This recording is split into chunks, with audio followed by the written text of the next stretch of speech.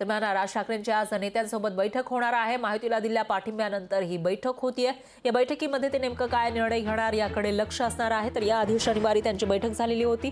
पाडवा मेळाव्यामध्ये राज ठाकरेंनी बिनशर्त पाठिंबा महायुतीला जाहीर केला आहे आणि त्यामुळे आता जेव्हा येणाऱ्या लोकसभा निवडणुकींमध्ये मनसेकडून कशा पद्धतीने महायुतीला पाठिंबा दिला जातो, कशा पद्धतीने प्रचार केला जातो ते बघावं लागेल। आणि याविषयी अधिक माहितीसाठी आपले प्रतिनिधी स्वप्नील जाधव हे आपल्यासोबत थेट जोडले गेले आहे। स्वप्नील, काय सांगाल? आता मनसेनं बिनशर्त पाठिंबा महायुतीला जाहीर केला आहे आणि त्यानंतर ही बैठक होतीये, त्यामुळे या बैठकीमध्ये नेमके कोणकोणत्या मुद्द्यांवर चर्चा होऊ शकते?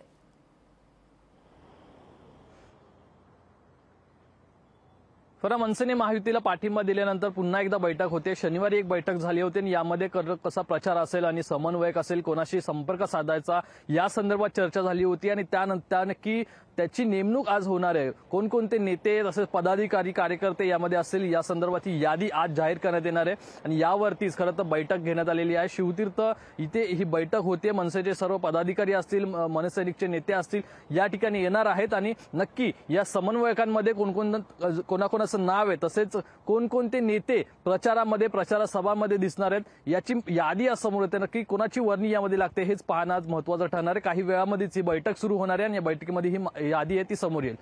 निश्चितच स्वप्नील, या बैठकीची अपडेट आपण तुमच्याकडून घेत राहूया। दरम्यान धन्यवाद तुम्ही दिलेल्या या सविस्तर माहितीसाठी। लोकशाही मराठी ऐका, पहा, जागरूक रहा।